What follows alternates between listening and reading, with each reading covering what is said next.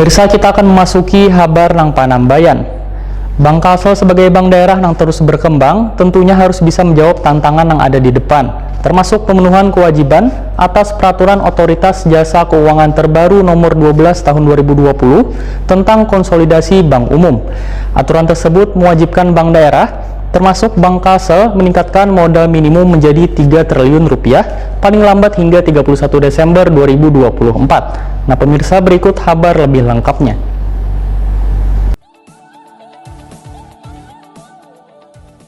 Bank Kalsel sebagai bank daerah yang terus berkembang tentunya harus bisa menjawab tantangan yang ada di depan, termasuk pemenuhan kewajiban atas peraturan Otoritas Jasa Keuangan terbaru nomor 12 tahun 2020 tentang konsolidasi bank umum. Aturan tersebut mewajibkan bank daerah termasuk Bank Kalsel meningkatkan modal minimum menjadi 3 triliun rupiah paling lambat hingga 31 Desember 2024. Upaya untuk mendukung akselerasi eksistensi Bank Kalsel khususnya dalam pemenuhan tersebut kada luput dari perhatian pemerintah Provinsi Kalimantan Selatan yang merupakan pemenang saham pengendali Bank Kalsel. Sebagai ancang-ancang atas rencana pemenuhan modal tersebut, pemerintah Provinsi Kalimantan Selatan menggelar rapat koordinasi bertajuk Ekspos Kinerja Permodalan Bank Kalsel di Hotel Kindai Best Western Banjarmasin, jelang tengah hari Selasa 25 Mei 2021.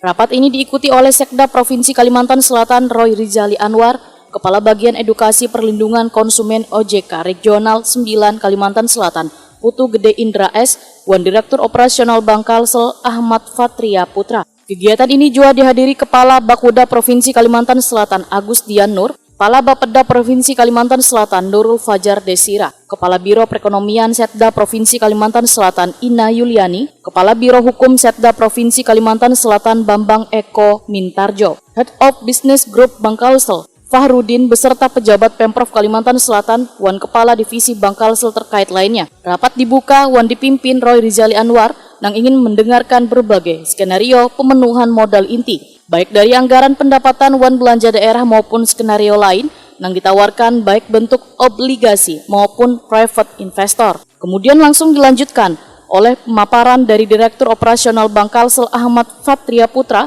menyampaikan bahwa Bank Kalsel memiliki capaian kinerja yang cukup baik sepanjang tahun 2020 sampai dengan triwulan 1 tahun 2021.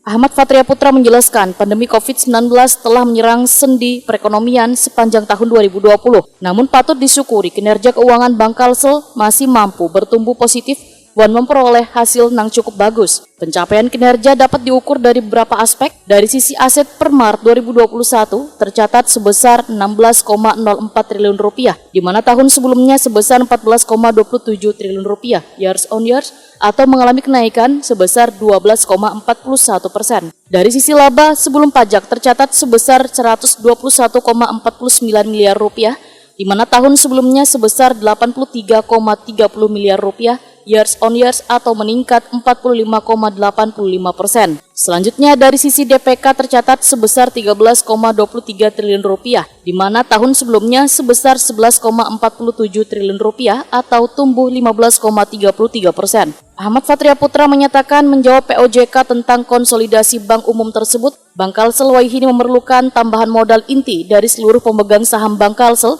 salah satunya dari pemerintah Provinsi Kalimantan Selatan selaku pemegang saham pengendali. Tambahan modal inti tersebut melalui skema yaitu setoran modal dari pemegang saham ditambah cadangan dari penyisihan laba bank. Minimum modal inti yang diisyaratkan POJK untuk BPD adalah 3 triliun rupiah. Sementara modal inti minimum bank hasil pemisahan atau spin-off untuk unit usaha syariah sebesar 1 triliun rupiah. Sehingga modal inti minimum Bank Kalsel keseluruhan yang harus dipenuhi adalah sebesar 4 triliun rupiah. Menyikapi kebutuhan tersebut, Kepala Bagian Edukasi Perlindungan Konsumen OJK Regional 9 Kalimantan Selatan, Putu Gede Indra S, sangat mendorong pemenuhan POJK tersebut kepada Bank Kalsel yang diproyeksikan melalui setoran modal dan pembentukan cadangan dari penyisihan laba bank. Sekda Provinsi Kalimantan Selatan Indra Roy Rizali Anwar menyatakan peran serta pemegang saham sangat diperlukan bagi BPD, kada terkecuali Bank Kalsel, untuk mendukung dan mendorong pemenuhan kewajiban tersebut sesuai dengan waktu yang telah ditetapkan. Indra Roy Rizali Anwar memberikan beberapa arahan dan masukan, termasuk pula siap memberikan dukungan kepada Bank Kalsel